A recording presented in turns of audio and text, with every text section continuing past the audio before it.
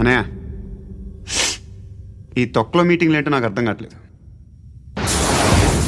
10 మంది ఉన్నారు, అందరిని లేపేస్తే ఇంటికి వెళ్ళిపోవచ్చు.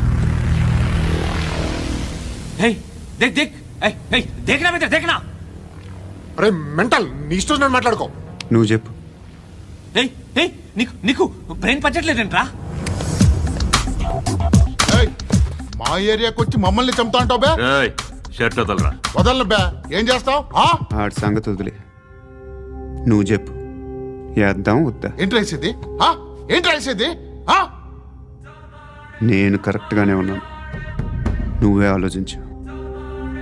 అని చెప్పు చాలు. నిన్న కాక మొన్నొచ్చి ఊయంట్రా.